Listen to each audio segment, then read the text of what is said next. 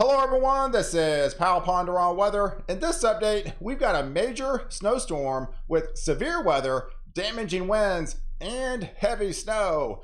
Welcome back everyone. This is your March 10th update. Let's take a look at the overall hazard map this morning. We've been talking about this Arctic blast for a while now, and it's going to be coming in fast and furious over the next several days. And it's producing widespread winter weather advisories and winter storm warnings in its path. So right now we currently have a wind advisory in parts of California and Nevada. That all these areas in purple here, that is your winter weather advisory, where they're expecting several inches of snow in parts of Arizona, New Mexico, even the Texas Panhandle just north of the Dallas-Fort Worth area. Into Oklahoma, much of Kansas, into Missouri, parts of Illinois, as well as Iowa. I think this will just expand and kind of fill in over the next couple of days as this system will move across from west to east, go through the Ohio Valley, and eventually head up into the Mid-Atlantic and parts of the Northeast as well. So let's take a look at the overall temperatures, where that Arctic blast is currently right now, about 9 o'clock this morning. And yes, you can see kind of the leading edge of that Arctic air plunging southward. Of course, this is March 10th, guys. I mean, so this is some pretty cold stuff for the middle of March, and that's going to be taking a beeline southward. So you can actually see the leading edge of that Arctic air into Missouri, through Kansas, parts of the Oklahoma Panhandle, as well as the Texas Panhandle. That'll be diving southward and then pushing east over this weekend, dumping a lot of heavy snow. And in the warm sector, we've got a lot of severe weather and flooding rains in parts of the southeast. So let's take a look at how this is all going to play out. So let's take a look. I'm focused on several pieces of energy. Of this piece of energy back here off the west coast, this is more or less the southern branch here, and this is our north system as well. And then we also have another feature out here in the Pacific Northwest that's going to be diving towards the Pacific Northwest in several days. But these pieces of energy, this first one's going to be dropping southward, as well as this other one's going to be moving off from the west to the east. These are going to be merging together, and as they do, they're going to be bringing a lot of heavy snow in its path. So let's break this down for you. About 3 o'clock this afternoon, on what it's going to be looking like. We're looking at some snow starting to break out where they've got those winter weather advisories in place into Arizona, into New Mexico here, parts of Colorado. And then you have that north branch too, also having a lot of the lift associated with it. That's going to be bringing some snow back in the picture into Iowa, parts of Missouri, into Illinois. You have the south sector here. We're going to be looking at some more rain moving back in the picture into Florida. They had some severe weather for the last day. They're going to be getting more severe weather down here. I think there were like 5 tornado reports at last check over just yesterday alone. So they're going to be getting more severe weather as we get through the day on Friday. So as we get into 6 o'clock in the morning on Friday morning, the March the 11th here, you can see this kind of the south branch will be moving across, and as it does, it's going to have a lot of lift. And once it pulls in some of that Gulf moisture along the I-20 corridor here, it's going to be bringing some rain showers, just rain. This is a 6 o'clock in the morning time frame, and it's going to have a lift. So it's going to be dragging down that Arctic air. It's shallow, cold air. It's going to have a little bit of overrunning conditions. So you're going to have some light rain breaking out in central Texas.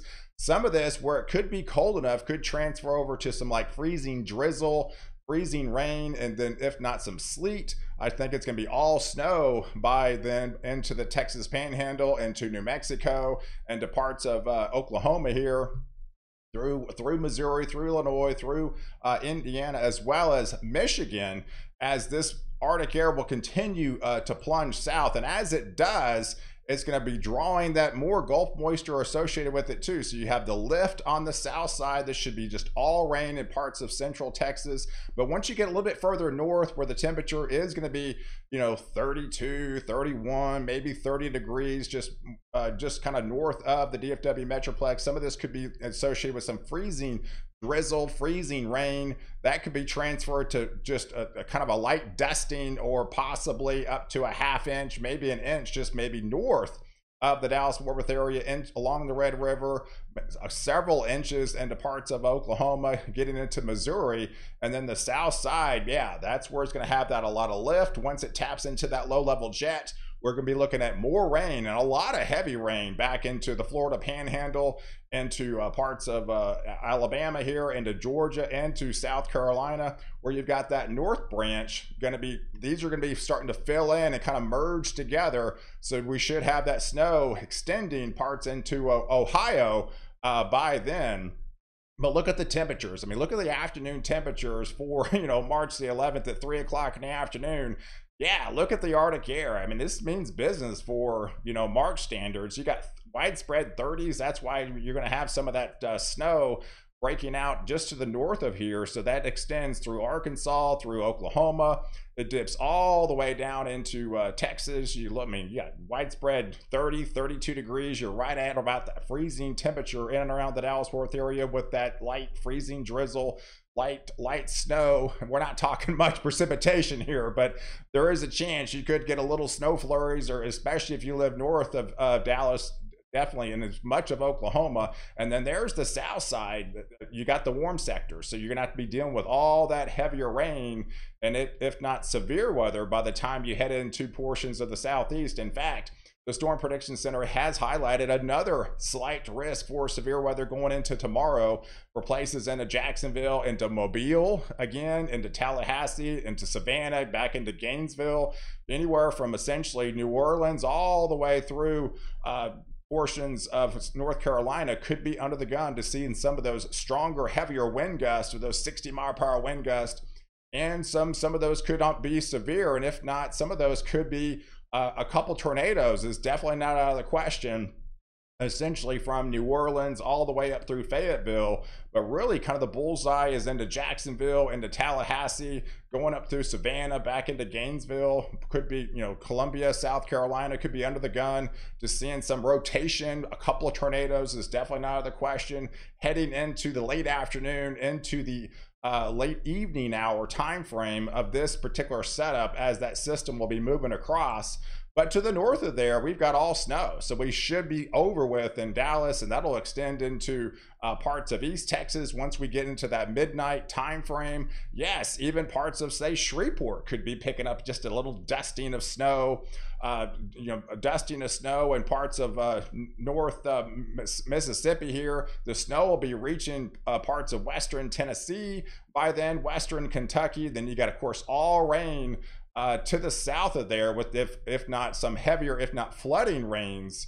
And then as we get into that 6 o'clock in the morning time frame on Saturday, yes, these two branches will be merged together by then. So once they do, we'll have a solid line of moderate to heavy snow break out, and it could reach all the way down into places into Birmingham. Could be seeing a little bit of snow out of this deal. And then parts of East Tennessee by then, East Kentucky, parts of West Virginia, going back into Pittsburgh, western PA will be setting up with the snow band by the time we get into Saturday morning time frame.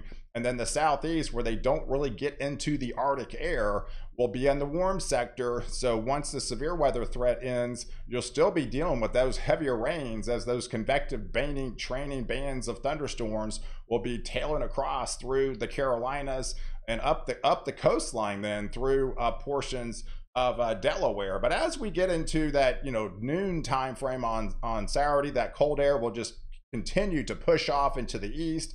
Now we're talking the heavier snow will be reaching parts of DC, getting into East Pennsylvania, east of New York here, getting into Vermont and New Hampshire and parts of Maine. It should be all rain by noon on Saturday along the I-95 corridor, if not some heavier rain. And some of these could be even some stronger wind gusts as well. But I do feel once we get into the late evening hours, about 6 o'clock in the time frame, that some of that will be changing over to all snow. So you'll go from rain to kind of sleet, a quick transition to maybe a sleet freezing rain mix, and then it should be all snow into Delaware, into Jersey, into Long Island, into Massachusetts, parts of Rhode Island here, into Connecticut, into Vermont, and New Hampshire, back into Maine, as this will continue to move across. And there's that other feature that I highlighted, that little piece of energy off the Pacific Northwest. Yeah, by the time we get into that late evening hour on Saturday, that'll be pushing inland along the coast, and that will be putting more rain back into play into Washington and Oregon and parts of northern California here. And then as we move through that midnight time frame on Sunday, that just continues to move across. So I think the low pressure systems will be well offshore by then, and then you just kind of get that wraparound moisture. So you get the wraparound and kind of the leftover snows, and that's typically when you get a much lighter snow by then. But yeah, you'd be picking up kind of an inch or two, you know, on the backside as this system will be continuing to push across the East Coast. But man, look at some of the totals. Here's the kind of the blend of the model guidance over the next several days. So where the winter weather advisories are still going to be in place, that's where they've got a good, you know, 1 to 4 inch swath of snow. You could be picking up maybe an inch or two in the Texas Panhandle. Again, you're just looking at like maybe a dusting to a flurries to possibly a ½ inch to an inch in portions of North Texas, East Texas. You get into Oklahoma, again, another possibly 1 inch, but North Oklahoma, a little bit higher amounts, especially as you get into Missouri, into Illinois, into Indiana, and then parts of Tennessee. And then of course you get into east parts of Kentucky and eastern Tennessee, a little bit higher amounts. But once these systems merge together, that'll bring the heavier snows pushing up into the mid-Atlantic states, into West Virginia, into into parts of Pennsylvania here. But then the heavier snows will really intensify once we get up into North Pennsylvania, into New York, into Vermont, into New Hampshire. There's a good swath here, but easily a foot of snowfall. And then here's your precipitation. So we've got that rain moving back into play in the Pacific Northwest by Saturday going into Sunday. And then lighter amounts, you know, this is over the next several days. So where the winter weather advisories are in place, you're not really talking that much liquid, about less than a ½ inch of liquid here. But as it pulls in some of that Gulf moisture, and of course as you get those, you know, convective training bands of heavier rains, parts of the Panhandle and parts of the southeast coast here, you could be picking up several inches of rain over the next several days. So definitely be on the lookout for severe weather to the southeast, and then you got just the heavier snows will be moving across as that Arctic air will be diving into place, moving from west to east over the next several days. So hey, I appreciate you guys watching. Do like this video and definitely leave your comments below, and don't forget to subscribe to my channel to catch the latest update where I protect you before and after the storm.